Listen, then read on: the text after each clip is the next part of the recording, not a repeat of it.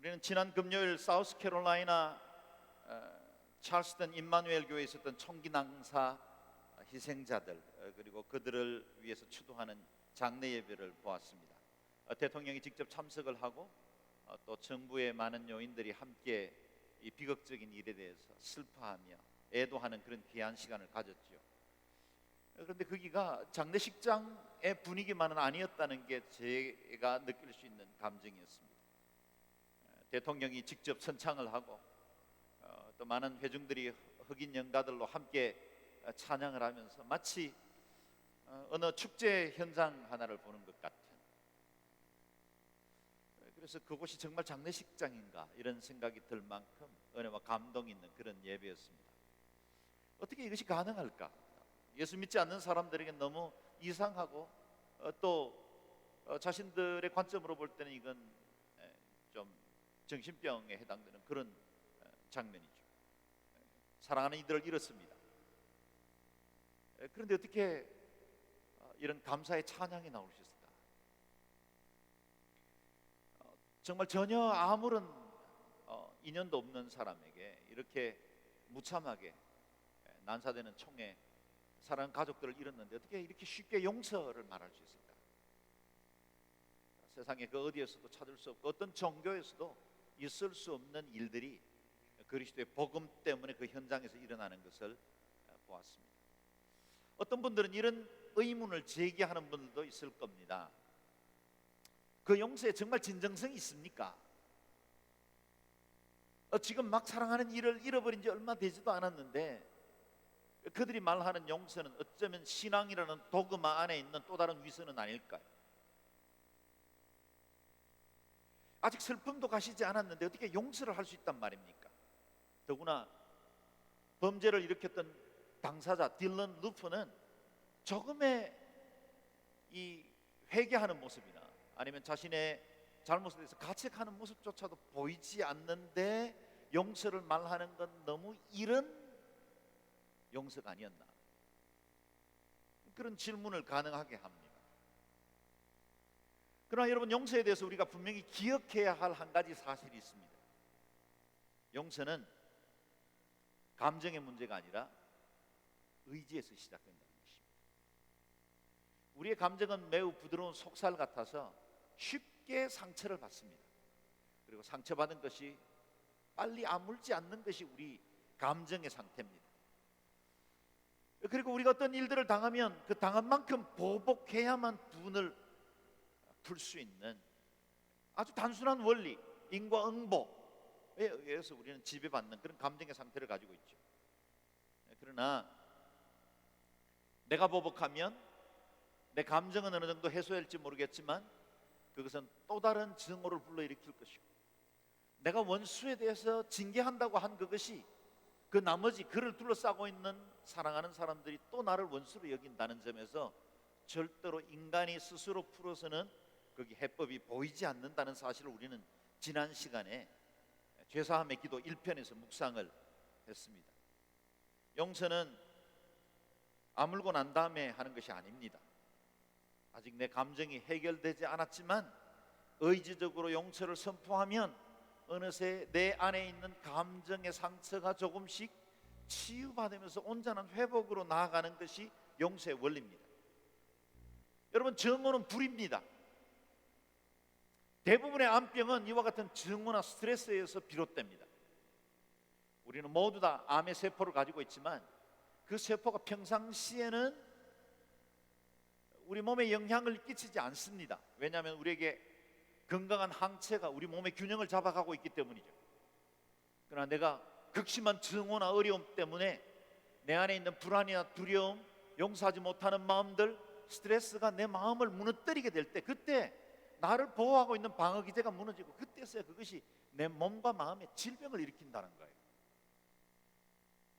증오의 불은 품고 있으면 가장 먼저 해를 입는 사람이 나 자신입니다. 원망과 미움의 독이 내 몸에 퍼지기 전에 빨리 용서라는 해독제로 내 영혼의 자유를 선포해줘야 돼요. 저는 개인적으로 우리 민족이 왜 그렇게 오랫동안 일본을 증오하고 있는지 납득이 가지 않습니다. 저는 어제 그제 이틀 동안 일본에서 일본 선교 포럼이라는, 그래서 일본 교회 지도자들과 한국 교회 대표들이 함께 모여서 그동안 진행되어 왔던 온누리의 여러 일본 선교에 대한 것들을 평가해보고 다시 한번 우리가 어떻게 미래적으로 일본 선교를 열어갈 것인가에 대해서, 일본 교회가 필요로 하는 것이 무엇인지 내부자적 관점에서 또 외부자적 관점에서, 내관과 외관, 이 두 개의 관점으로 함께 서로 분석하면서 평가해보는 그런 귀한 시간을 가졌습니다. 그 가운데 일본 발표자들이 나와서 러브 소나타나 또 온누리 교회가 일본 교회에 베푼 여러 가지 사랑과 섬김 때문에 얼마나 자신들의 지역과 교회가 변화되었는지를 고백하고 있었고, 그리고 그것으로 인해서 그동안 우리가 상처 주었던 과거에 가해자였던 우리 자신이 하나님 앞에 더 회개하게 되었다 하는 사실을 고백했습니다. 그 중에 한 목사님이 나와서 그런 고백을 합니다. 저는 명백하게 일본이 잘못한 것에 대해서 하나님 앞에나 한국 앞에 사죄를 드려야 한다고 생각을 합니다. 그동안 우리가 침략자로 있을 때 학교에서 아이들을 가르치는 국민학교였죠. 국민학교에서 아이들을 가르치는 선생님들조차 군화를 신고 허리에 립본도를 차고 그렇게 아이들을 가르쳤다. 군국의 망령이죠. 동사무소에서 일하는 면사무소 서기가 립본도를 차고 일해야 될 이유가 어디 있겠습니까? 그럼에도 불구하고 위압적이고 지배자의 그 강권을 가지고 약했던 그 조선의 사람들을 누르려고 했던 우리의 잘못을 회개합니다. 그런 고백을 하고, 그리고 일본 교회의 중요한 영향력을 끼쳤던 그 지도자 목사님 한 분은 24번 정도 한국을 방문했는데 자신은 한국 교회를 방문할 때마다 무릎을 꿇고 우리 일본의 죄를 용서해 달라고 용서를 구했다는 겁니다. 여러분, 세상에서는 있을 수 없는 일입니다. 아베 정권은 결코 지금 이 한국 정부와 이 화해할 수 있는 진정성 있는 회개를 하지 않고 있습니다. 한일 정상 국교 정상화가 된 지 50년이 되었습니다. 그래서 각국의 대통령이, 총리가 정상화를 기념하는 자리에 참석해서 연설도 하긴 했지만 아직도 우리 한일 관계는 멀어 보입니다. 우리 안에 진정한 용서가 없고 서로에 대한 용납과 사랑함이 없으면 결코 이 문제는 해결되지 않습니다. 그리스도인 공동체로 있으면서도 아직도 일본에 대해서 충분히 용납하지 못한다고 고백하는 사람들의 이야기들도 듣습니다. 사랑하는 여러분, 우리의 숙제는 뭡니까? 우리는 일본을 떠나보내는 것입니다. 일본과 맺어있던 이 과거의 악연을 떠나보낼수록 우리 민족은 빨리 성장하고 더 세계화의 어깨를 나란히 하고 한국의 국격을 높일 수 있어요. 일본이 한 번씩 우리의 그 마음을 긁어내는 독도 문제라든지 또 이 강제 위안부에 대한 이야기들에 대해서 엉뚱한 소리를 할 때 우리는 얼마나 많은 분노에 차서 일본에 대해서 적대감을 가지고 있습니다. 지금도 대한민국의 70%의 사람은 일본을 미워하고 있다는 그런 설문조사도 최근에 나온 적이 있습니다. 그러는 기간 동안에 일본은 전 세계에 경제적으로 대국이 되었고 또 일본이 가는 곳곳마다 수많은 원조 활동, 봉사 활동을 통해서 우리가 코이코가 있듯이 자이카의 엄청난 재능을 가지고 일본은 전 세계를 섬겼습니다. 가는 곳곳마다 일본인을 존경합니다. 우리처럼 일본인을 쪽발이라고 욕하는 나라는 전 세계에 우리밖에 없어요. 물론 아직도 해결되지 못한 대만이나 중국에도 동일하게 일본에 대해서 악감정이 있지만, 그러나 일본이 가는 곳곳마다 그 민족과 나라들의 얼마나 존경과 사랑을 받는지 모릅니다. 제가 외국에 갔을 때 Are you Japanese? 그러면 이건 칭찬의 이야기예요. Are you Chinese? 그러면 욕일 때도 있습니다. 뭐 일본, 중국에는 미안하지만 어쨌든 우리 한국은 아직도 잘 알려지지 않는 나라이고 사람들에게 잘 알려진 일본과 중국, 그래서 저에게 당신은 일본인입니까? 그렇게 재빠니즈라고 물으면 그건 제게 대한 칭찬입니다. 그럴 만큼 일본에 대해서 좋은 호감을 가지고 있습니다. 제가 사역하던 스리랑카에 1년에 2억 불 정도의 예산을 스리랑카를 일본이 지원하고 있습니다. 2억 불이에요. 상상이 가는 금액이세요? 항만 부두를 만들어주고 댐을 만들어주고 도로를 닦고, 그리고 실제로 일본인들이 차를 파는 것으로 충분히 그 수익을 빼냅니다. 우리가 옛날 감정에 묶여 있으면 우리만 도태될 뿐이에요. 일본을 놓아줘야 돼요. 여러분, 제 말에 다 동의하지 않는 분들도 있겠지만 일본을 릴리즈해야, 일본을 진정으로 용서하고 우리의 형제요 이웃으로 받아들이고 함께 세계 선교를 감당할 수 있는 그런 교회로 성장할 수 있도록 더 열심히 사랑하고 더 열심히 선교하고 일본 땅이 회복되도록 우리가 애를 쓸 때 일본도 성장하고 우리 한국도 성장하고, 동아시아 3국의 운명은 함께 서로 걸려있는 것이지 어느 나라에 의존되어 있거나 어느 나라가 잘 되고 어느 나라가 못 되고 그럴 수 없는 우리는 운명적 공동체. 여러분, 이게 나라의 이야기로 그치는 이야기입니까? 여러분 개인에게는 어떠세요? 용서라고 말할 때 여러분 떠오르는 얼굴은 누굽니까? 누구를 왜 아직도 놓아주지 못하고 있습니까? 그분 때문에 여러분이 영적으로 성장하지 못하는, 여러분 안에 누릴 수 있는 그 자유를 누리지 못한 채로 살아가는 것은 아닙니까? 용서는 나를 위해서 하는 것이 아닙니다. 주님께서 용서는 나를 위해서 하는 것입니다. 주님께서 우리에게 죄 지은 자를 용서하시도록 명령한 것은 결코 죄 지은 자를 배려해서 주신 명령이 아니라는 사실을 기억해야 합니다. 저와 여러분을 하나님은 회복시키기를 원하세요. 용서하면 내가 묶였던 과거로부터 노임을 받습니다. 사람들을 만날 때 두려움이 없습니다. 다른 사람들의 말 한마디, 나에 대한 평가, 그리고 나에 대해서 태도, 가지고 있는 것 때문에 내 행복과 불행이 휘청거리며 영향을 받지 않습니다. 거기 목매지 않아도 됩니다. 주의 영이 계신 곳에는 자유함이 있느니라. 성령님이 여러분 안에 계시지 않습니까? 여러분의 인생이 자유함을 누릴 수 있기를 바랍니다. 용서가 있는 곳에 자유함이 있습니다. 정오를 해결하는 유일한 방법은 사랑입니다. 원수를 없애는 가장 확실한 방법은 원수를 친구로 만드는 것입니다. 그 다음부터는 하나님이 알아서 하십니다. 하나님의 일이십니다. 로마서 12장 19절 21절 말씀, 원수에 관한 말씀인데 다시 한번 읽어볼까요? 시작.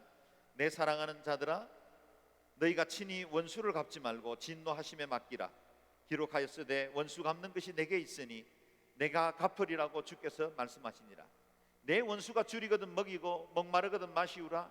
그리함으로 내가 숯불을 그 머리에 쌓아놓으리라. 악에게 지지 말고 선으로 악을 이기라. 아멘. 말씀 자막 좀 띄워주세요. 그대로. 여기 아주 굉장히 중요한 원리들이 몇 가지가 담겨 있어요. 첫 번째는 역할을 잘 알라. 역할을. 용서하지 못하는 어떤 사건이나 내 마음을 어렵게 하는 일들을 만났을 때 나의 역할과 하나님의 역할, 그걸 잘 구분하셔야 된다는 거예요. 우리의 역할은 무엇입니까? 원수를 먹이고 마실 것을 주는 것이 우리의 역할이에요. 어렵죠. 우리의 역할이 더 힘들어 보입니다. 그러나 그 다음 하나님의 역할을 또 주목해 볼 필요가 있어요. 하나님의 역할은 뭡니까? 하나님의 심판입니다. 내가 보복하면 감정적으로 더 어려운 일들이 계속해서 꼬리에 꼬리를 물게 되겠지만 또 다른 악이 파생됩니다. 내가 또 다른 사람의 원수가 됩니다. 그리고 악은 이상하게도 다른 악을 만나면 더 크게 무장하는 습성이 있습니다. 악은 선을 만나면 그 앞에 설거머니 꼬리를 내요. 그것이 용서의 능력입니다. 그래서 악에게 지지 말고 선으로 악을 이기라 말씀하시는 거예요. 나는 원수에 대해서 내가 해야 할 역할, 먹이고 마시우는 데 충실하면 원수 갚고 그의 모든 행한 일들에 대해서 보응하시는 분은 누구십니까? 하나님이세요. 하나님이 보응하시면 아주 철저하고 완벽하게 하나님이 징계하십니다. 최근에 우리가 지난주간 묵상했던 아합 가문에 관한 이야기를 여러분 기억하실 거예요. 아합 가문에 대해서 하나님 행하실 때는 완벽하고 정확하게 했어요. 아합이 죽은 이후에도 두 대의 왕이 있었지만 하나님은 이세벨을 끝까지 추격하셔서 이세벨을 징계하시고, 그리고 아하시아와 그 모든 집안들을 징계하시고, 하나님은 행하실 때 언제나 완전하고 끝까지 그 모든 일들을 온전케 하십니다. 가위바위보를 아시죠? 이어령 선생님은 이 동양의 가위바위보는 정말 인간관계의 원리를 가장 잘 설명하는 것이다 그랬어요. 가위를 이긴 바위가 부드러운 보에게 지는 겁니다. 보는 보자기는 가위에 의해서 잘려질 수밖에 없는 연약한 것이지만 그것을 깨뜨리는 바위를 감싸 안을 수 있는 건 보예요. 여러분, 사랑은 무능해 보입니다. 피해받는 것 같아요. 억울한 일들 만나요. 처음에는 손해보는 것 같습니다. 그런데 결국은 보가 바위를 이기는 거예요. 그것이 용서의 능력입니다. 피해자의 가장 위대한 저항은 가해자의 죄를 용서하는 것입니다. 제 말이 아니에요. 제가 어디서 인용했는지 잘 출처를 몰라서. 피해자의 가장 위대한 저항, 내가 할 수 있는 몸부림, 그 저항은 가해자의 죄를 용서하는 거예요. 더 저항할 수는 없잖아요. 저항할 힘이 없을지도 몰라요. 그러나 용서하면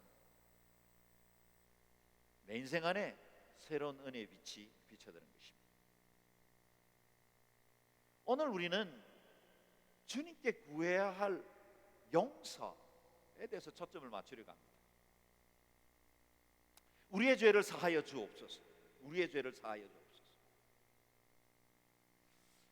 아마 우리가 신앙생활을 해나가는 단계에 언제나 첫 번째 많은 사람들에게 걸리는 것 중에 하나가 이 죄 문제일 거예요. 만약에 교회에 와서 적당하게 교제하고 또 믿음의 사람들, 세상 사람들보다는 훨씬 낫거든요. 교회에 대해서 손가락질하고 교회가 왜 저래 이렇게 말하지만 그래도 교회는 세상보다 나은 거예요. 세상의 그 권모술수나 야비함과 자기 이기적인 욕망과 도구를 가지고 사귀는 것들을 보면 그래도 교회는 얼마나 순수하고 얼마나 사랑 많은 사람들이 모여 있습니까? 그리고 우리는 우리 자신의 그 내면의 동기들을 서로는 혹 모를지 모르지만 하나님이 점검하시고 하나님이 그것들을 불꽃 같은 눈으로 살피시기 때문에 그래도 교회에 있는 사람들은 다 착하고 선해요. 그러다 보니까 교회에서 와서 교제하다 보면 세상 사람들 교제하는 것보다는 나아요. 그래서 교회에서 교제하고 믿음 생활할 때 뭐 그것까지는 즐겁습니다. 그런데 죄 문제가 우리를 건드리기 시작하면 신앙생활이 슬그머니 불편해지기 시작해요. 왜냐하면 죄 문제는 우리의 본질이기도 하고 그리고 우리의 그 삶의 가장 부끄러운 부분이기도 하고 다른 사람들이 몰랐으면 좋겠던 부분이거든요. 그래서 우리가 멀쩡하게 살아가다가 당신은 죄인이다 이렇게 할 때는 마음이 불편합니다. 누가 죄인이란 말을 듣고 싶겠습니까? 그래서 키에르 케고로의 말대로 기독교보다 인간을 더 불쾌하게 만드는 종교는 없다. 사실 우리는 하나님의 의로우신 보좌 앞에 나가면 첫 번째 경험하는 마음은 불쾌함입니다. 왜냐하면 우리의 존재 자체가 죄인이다 라는 사실로 정의를 하기 때문이죠. 그럼에도 불구하고 로마서 3장 23절은 모든 사람이 죄를 범하였음에 하나님의 영광에 이르지 못했다고 선포하고 있습니다. 여러분, 도둑이 제일 싫어하는 말이 뭔지 아십니까? 야, 이 도둑놈아, 이 말 제일 싫어합니다. 왜냐하면 지가 도둑놈이거든요. 여러분, 우리가 죄인이다 이렇게 말을 할 때 왜 우리 마음이 불편해지는지 아세요? 진짜 죄인이거든요. 내가 죄인이기 때문에 그 죄에 대해서 지적당하면 불안하고 두렵습니다. 기독교 인간론은 죄인이라는 사실부터 시작됩니다. 성경은 결코 성선설을 지지하지 않습니다. 다윗이 고백한 대로 우리는 모태에서부터 죄인의 존재로 태어납니다. 그래서 죄를 지어서 죄인이 된 것이 아니라 죄인이기 때문에 죄를 짓습니다. 우리의 나무됨이 못된 나무기 때문에 못된 열매를 지금까지 맺어온 것입니다. 생각해보면, 정직하게 진솔하게 자신을 돌아보면 우리 안에 있는 거짓, 엄란함, 이기심, 부정적인 생각과 말들, 다른 사람들에 대한 끊임없는 판단, 그리고 교만, 우리 안에 그야말로 부글부글거리는 용암덩어리처럼 우리 속에 끊임없이 존재하는 이 모든 것들, 그것은 어디로부터 비롯되었습니까? 그것은 우리가 죄인이라는 우리의 본질, 그것으로부터 시작된 것입니다. 생각해 보십시오. 여러분, 죄 짓는 것이 쉽습니까? 아니면 선을 행하는 것이 쉽습니까? 죄 짓는 건 그리 어렵지 않습니다. 만약에 내 속에 있는 오욕, 칠정이 요구하는 대로 행동하면 다 죄입니다.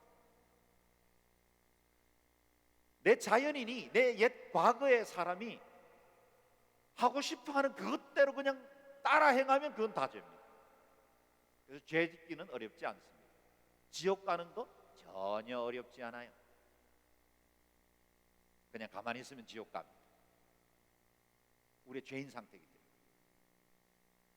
그러나 우리가 선을 행하려고 하면, 의의 길에 서려고 하면 내 자신을 쳐서 복종시켜야 돼요. 내 안에 있는 자아, 이고를 철저하게 깨뜨려지고 무너져야만 우리는 조금 선하게, 조금 더 나은 인생을 살아갈 수 있어요. 몸부림쳐야 돼요. 자신을 쳐서 복종시켜야 돼요. 내가 희생해야 하나님의 의가 나타나고, 내가 내 자신의 그 즐거움에 대해서 단호하게 거절하고 내 자신의 그 옛 욕심에 대해서 부인을 해야만 조금씩 우리가 그리스도의 뒤를 따라가고 주님의 은혜를 누릴 수 있는 자로 살아가는 상태라는 거예요. 죄를 짓는 것, 육체의 욕망 따라 사는 것 너무 쉽죠. 여러분, 옛날에 이런 노래, 유명한 팝송 잘 알 거예요. Play, play, young play, old play, no play. 팝송 뭔지 모르십니까? 노세 노세 젊어서 놀아, 늙어지면 못 노나니. 이런들 어떠하리 저런들 어떠하리, 만수산 드럼치기 엉켜든 들 어떠하리. 그렇게 살면 그냥 자동적으로 죄된 삶으로 가요. 그래서 우리는 끊임없이 한 주간 내내 매일 매 순간 살아가는 동안에 죄의 문제와 피 흘리기까지 싸우지 않으면 죄의 문제를 극복할 수 없습니다. 히브리서 기자의 고백처럼 너희가 죄에 대항하여 싸우되 피 흘리기까지 싸우지 않았어. 정말 내 가슴을 찢고 내 죄에 대해서 진짜 아파하고 내가 작은 죄라도 용납하지 않으려고 몸부림치지 않으면 죄는 어느새 서물서물 들어와서 우리의 삶의 주인 행세를 하고야 만다는 것입니다. 그렇기 때문에 어느 누구도 죄 문제에서 자유로울 수 없습니다. 그래서 예수님께서 가르쳐주신 이 기도, 우리의 죄를 사하여 주옵소서, 이건 얼마나 절박한 기도인지, 그리고 매일 매 순간 우리가 얼마나 요긴한 기도인지 고백하지 않을 수가 없습니다. 그렇다면 무엇이 죄입니까?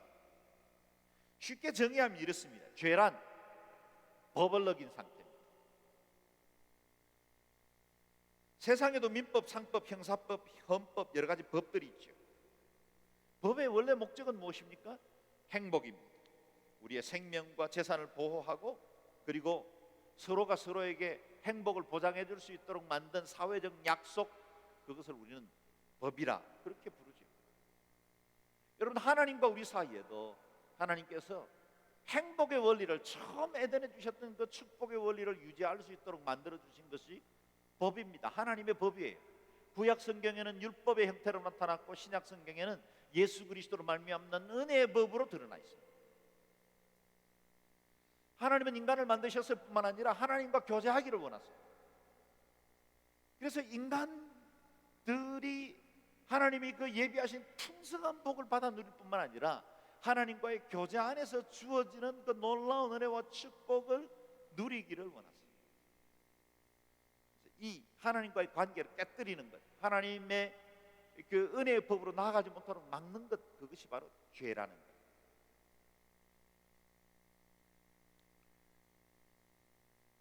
인간은 하나님께서 주신 그 은혜의 행복, 그 경계선을 넘어섬으로 범죄하기 시작했죠. 또 우리가 선악과를 범한 것, 선악과는 어떤 과일일까요? 저는 한때 그것이 천도복숭아인 줄 알았습니다. 그리고 많은 그림책에 보면 천도복숭아처럼 그려놓기도 했어요. 그리고 이 남자들 목에 걸린 이게 복숭아 씨라는 이야기를 어린 시절에 진짜 믿었어요. 여러분, 선악과가 어떻게 생겼을까요? 애플이라고 그렇게 되어 있지만 정말 사과일까요? 아니면 복숭아일까요? 또 다른 과일일까요? 여러분, 선악과라는 건 하나님과 인간을 구별하는 경계선이었어요. 그 과일이 어쩌면 특별한 과일이 아니라 백설공주가 먹은 그 독이든 사과였기 때문에 범죄가 들어온 게 아니에요. 어쩌면 그 과일은 굉장히 달콤하고 맛있었을 거예요. 그리고 실제로 그 과일 자체가 가지고 있는 그 어떤 화학적 작용도 없었을 겁니다. 그건 하나님과 창조주와 인간, 피조물 사이에 만들어 놓은 경계, 그 경계를 인간이 범하는 순간 그 과일의 특별한 어떤 내용물 때문이 아니라 그로 인해서 우리는 하나님과 관계가 단절되게 됐고 죄가 이 땅 가운데 들어오게 되었다는 것입니다. 그래서 로마서 6장 23절은 이 문제에 대해서 아주 단호하고 간결한 선고문을 가지고 있습니다. 죄의 싹은 사망이다. 사회 계약으로 이루어진 법도 깨뜨리면 처벌을 받지 않습니까? 파킹하지 말아야 될 곳에 파킹하면 딱지가 붙죠. 동시에 하나님과 우리 사이에도 하나님의 그 언약의 법을 깨뜨리면 우리에게 처벌의 규정이 젖었는데 그것이 바로 사망이라는 것입니다. 그래서 인류는 너나 없이 사망의 문제 앞에 절망합니다. 우리가 질병을 두려워하는 것도 그 뒤에 사망이 도사리고 있기 때문이죠. 사망으로부터 자유로운 사람은 아무도 없습니다. 왜 우리가 어두운 그 환경에 들어가면 막연한 불안함을 갖습니까? 왜 어두운 밤길을 혼자 걸을 때는 이 등골이 오싹해질까요? 사망이라는 것이 끊임없이 우리를 추격하고 있기 때문입니다. 죄의 뿌리를 둔 이 사망이라는 나무가 우리 안에서 자라나기 시작해서 염려라는 열매, 두려움이라는 열매, 위선과 거짓과 음란과 죄악의 열매들을 맺도록 만들어버린 겁니다. 그러므로 우리 삶에서 죄의 뿌리를 뽑아야 합니다. 그래야 사망이 사라집니다. 이렇게 죄가 아주 분명하게 우리를 위협하고 있는데 사람들은 죄를 인정하는 것을 두려워합니다. 왜 자신의 죄를 쉽게 인정하지 않을까요? 그것은 죄가 가지고 있는 탁월한 위장 능력 때문입니다. 죄는 우리에게 올 때 굉장히 아주 공교한 위장수를 가지고 우리에게 다가옵니다. 죄를 다루기가 쉽지 않는 이유가 여기에 있습니다. 죄는 내 힘으로 해결하려고 하면 형체가 잘 잡히지 않습니다. 신앙생활 처음 시작하실 때 회개해야 구원받는다 그 말 듣고 회개를 의도적으로 한번 해보신 적이 있을 겁니다. 몇 분 정도 기도할 수 있겠던가요? 우리가 회개 기도를 하려고 주님 앞에 내 죄 문제 어려서부터 어떤 사람들은 갓난아기 때 젖꼭지 엄마 젖꼭지 깨무는 것까지 떠올라서 회개했다는데 왜 나는 이런 회개가 되지 않을까? 그런 아픈 마음을 가진 분들도 있을 텐데요. 회개 기도를 시작하지만 정작 기억나는 죄목 몇 가지를 말하면 더 이상 기억나지 않아서 곤욕스러워한 적이 있을 것입니다. 죄는 죄인이 다룰 수 없습니다. 죄인인 상태로는 죄가 다루어지지 않아요. 도스토옙스키의 그 죄와 벌을 기억할 겁니다. 이야기의 시작은 라스콜니코프라는 한 가난한 청년이 돈밖에 모르는 인색한 전당포 노파를 죽이는 것으로 스토리가 시작됩니다. 그는 생각했습니다. 저 돈을 움켜쥐고 도무지 베풀 줄 모르는 저 수전노 같은 노파, 그 돈을 빼앗아서 나같이 가난하고 어려운 사람도 좀 먹고 주변에 가난한 사람들에게 나누어 주면 오히려 그것은 좋은 일이 아닌가 생각을 한 겁니다. 행동에 정당성도 있었습니다. 그리고 범죄 이후에 거의 완전 범죄라고 할 만큼 모든 처리를 잘 했습니다. 그런데 그에게 정리되지 않았던 것이 있었어요. 바로 자신의 양심이었어요. 그에게 밀려오는 엄청난 죄책감은 그 무엇으로도 해결되지 않았습니다. 그러다가 가난 때문에 돈이 없어서 자신의 몸을 팔 수밖에 없었던 창녀가 된 소냐를 만나고, 그리고 그 소냐의 그 신심, 하나님을 향한 순전한 믿음 때문에 감동을 받아 자신의 죄를 고백하고 자수를 하고 죄책감으로부터 자유케 되는 이야기입니다. 진정으로 그를 고통스럽게 했던 벌은 저기 바깥에 있지 않았어요. 사회법이 그를 고통스럽게 만든 게 아니었습니다. 그 마음속에 내면으로부터 주어진 그 죄의 문제가 그를 계속해서 괴롭혔던 겁니다. 문호 세익스피어의 비극 맥베드 역시 인간의 죄에 대한 고민입니다.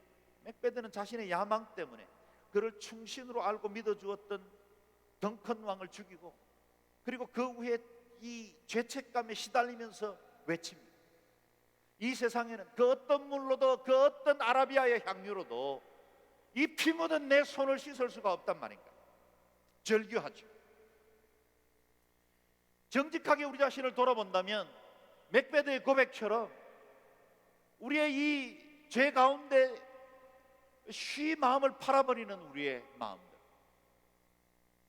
쉬 배반하는 우리의 정조 없는 믿음, 끊임없이 일어나는 옛 과거와 그리고 옛사람의 그 유혹들, 그것 때문에 절규하지 않을 수가 없겠죠.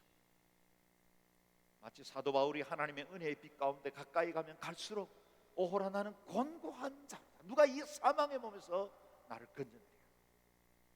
그래서 믿음의 깊이가 더할수록, 하나님의 은혜의 그 빛이 커질수록 참회록을 쓰고 하나님 앞에 그 죄 가운데 고백하지 않을 수 없는 그런 상태가 될 수밖에 없습니다. 다윗이 충신 우리아를 죽이고 그의 아내 바세바를 취했을 때까지만 해도 다윗의 양심에 어느 정도의 그리낌은 있었지만 그 죄에 대해서는 심각하게 다루지 않았습니다.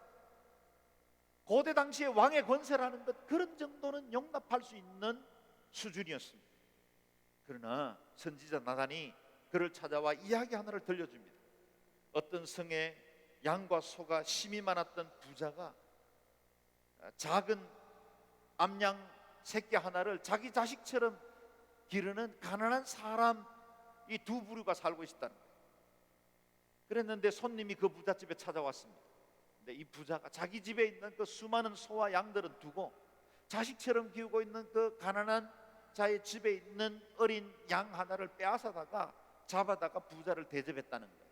이야기가 여기까지 이르니까 이 의에 충만했던 다윗이 소리를 버럭 지르면서 그런 인간들은 죽어 마땅하다, 하나님께 벌을 받아서 마땅하다고 외칩니다. 그때 나단은 몸을 돌이켜 다윗을 바라보며 당신이 바로 그런 사람, 이 말을 듣고 다윗 안에 묻혀있던 그 죄가 실체를 드러내기 시작했어요. 여러분, 죄도 반복적으로 습관이 되거나 관습이나 또는 어떤 당시의 사회적 관례나 용납 때문에 그것을 죄로 여기지 않는 어떤 형태가 있어요. 그래서 문화가 악하면 큰일 나는 거죠. 근데 그것들이 묻혀 있다가 어느 날 하나님의 의로운 빛을 만나면, 주님의 말씀 앞에 내 양심이 부닥기면, 그때부터 그것이 죄의 실체를 드러냅니다. 다윗이 그것 때문에 얼마나 철저하게 아파하고 회개했던지 시편 51편에 그가 이와 같은 고백을 하고 있습니다. 1절 2절 말씀입니다. 한번 읽어볼까요? 시작. 하나님이여, 주의 인자를 따라 내게 은혜를 베푸시며 주의 많은 긍휼을 따라 내 죄악을 지워주소서. 나의 죄악을 맑게 씻기시며 나의 죄를 깨끗이 제하소서.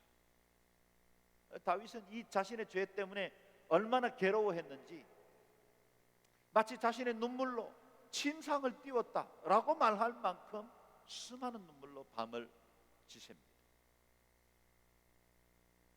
선지자 나단이 죄를 지적할 때까지 다윗은 자신의 죄를 심각하게 여기지 않았습니다.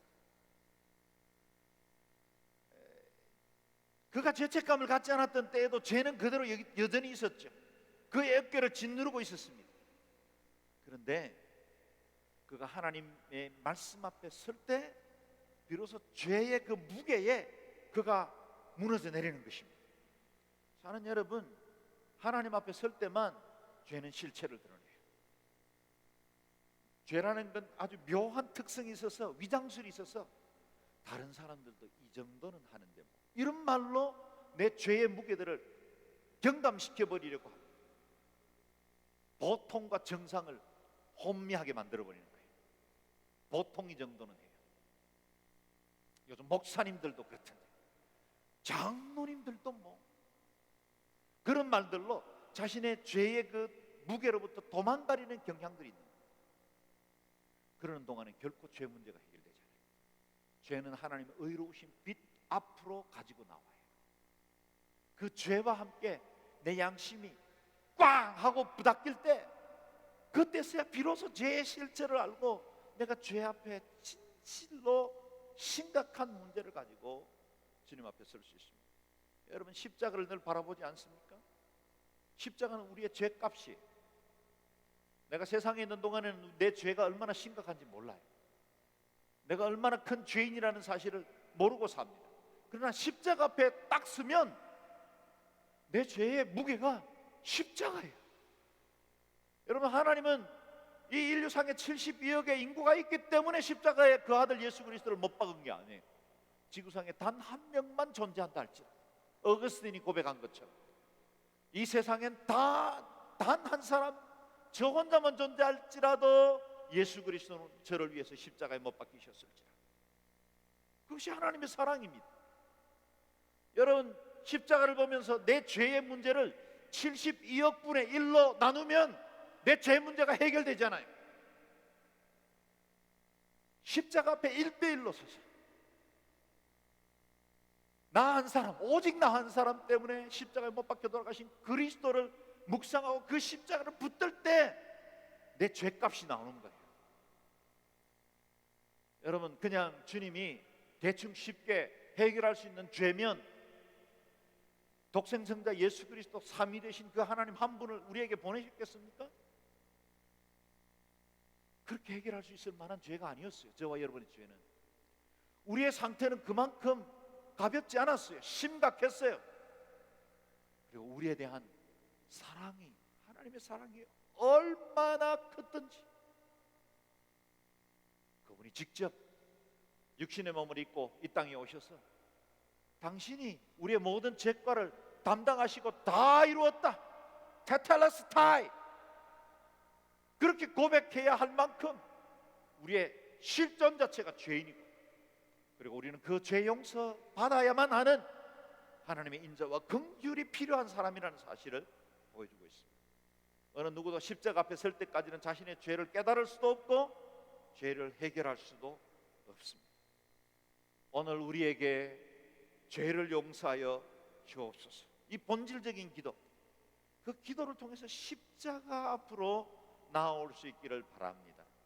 우리가 얼마 전에 1, 2부 예배 때 묵상했던 요한 1서 8장 8절 9절을 한번 1장 8절 9절을 한번 읽어보겠습니다. 시작.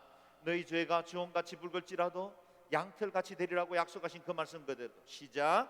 만일 우리가 죄 없다고 말하면 스스로 속이고 또 진리가 우리 속에 있지 않으냐 할 것이요, 만일 우리가 우리 죄를 자백하면 저는 미쁘시고 의로우사 우리 죄를 사하시고 모든 불의에서 우리를 깨끗하게 하실 것이요. 아멘.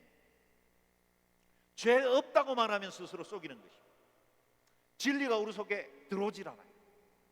그러나 우리 죄를 인정하고 자백하면 의로우신 하나님이, 믿음직하고 신실하신 그 하나님이 우리 모든 죄를 사하시고 불의에서 우리를 건져 주신다고 약속하고 있습니다. 다윗은 시편 32편에서 자신의 죄가 용서받은 것을 확신했을 때 이렇게 노래합니다. 여러분과 저의 노래가 되기를 바랍니다. 읽겠습니다. 허물의 사함을 받고 자신의 죄가 가리워진 자는 복이 있도다. 마음에 간사함이 없고 여호와께 정죄를 당하지 아니하는 자는 복이 있도다. 아멘. 저와 여러분의 복이 되기를 바랍니다. 우리에게 이 기도를 가르쳐 주신 하나님께 감사하십시다. 예수님께서 이 죄 용서의 기도를 가르쳐 주신 것은 얼마나 큰 은혜입니까? 그리고 이 기도를 가르쳐 주시고 당신이 직접 그 죄 용서의 길 한가운데 십자가를 지고 골고다를 오셨습니다. 그분이 이 같은 대속의 은혜를 베풀어 주셨기 때문에 우리는 우리 죄 문제를 위해서 면죄부를 살 필요도 없습니다. 우리의 죄책감을 해결하기 위해서 고행을 행하거나 금욕주의에 빠질 필요도 없습니다. 나를 사망에 이르게 한 이 죄값을, 이 1만 달란트를 내 힘으로는 채무 이행 불가인 이것을 그리스도의 십자가로 온전히 속량해 주신 그 은혜의 사실을 믿음으로 받아들이기 바랍니다. 아멘. 감사합니다. 주님 행하신 그 사건이 나의 사건입니다. 나 위에서 십자가 지신 그 은혜 믿음으로 받아들입니다. 이 고백이에요. 우리를 죄로부터 해방시킨 새로운 법이 이제 우리를 지배하게 될 것입니다. 해방에서는 마지막으로 로마서 8장 1절 2절 말씀 같이 읽겠습니다. 시작. 그러므로 이제 그리스도 예수 안에 있는 자에게는 결코 정죄함이 없나니 이는 그리스도 예수 안에 있는 생명의 성령의 법이 죄와 사망의 법에서 너를 해방하였습니다. 아멘. 그리스도께 나오면 어떤 죄도 용서함을 받습니다. 잉크 한 병을 내 집에 있는 욕조병에다가 던져버리면 온통 욕조는 새카만 물로 변화되게 될 거예요. 우리는 하나님의 은혜를 종종 우리 집에 있는 욕조의 크기로 생각할 때가 많아요. 그러나 그 잉크병을 저기 동해바다 태평양 바다에다가 집어던지면 그 부근이 잠시 검어지는 것 같지만 금세 그 거대한 바닷물 때문에 흔적도 없이 모든 검은 물들이 사라지게 됩니다. 여러분, 우리의 죄 문제가 내가 생각하면 심각해요. 내게는 어떤 죄는 용서받을 만한 죄, 어떤 죄는 용서받지 못할 만한 죄. 사회법으로도 보면 어떤 죄는 몇 년 살다가 석방될 수 있는 죄, 이 사람은 도무지 못할 죄인이었기 때문에 무기징역이나 사형. 세상은 그래요. 그러나 하나님 앞에 그런 죄는 존재하지 않습니다. 큰 죄나 작은 죄나 하나님의 은혜의 바다에 나아가면 모든 죄는 다 용서함을 받습니다. 해방의 선언문 우리를 위해서 선포되었습니다. 그리스도 예수 안에 있는 자에게는 결코 정죄함이 없나니. 할렐루야.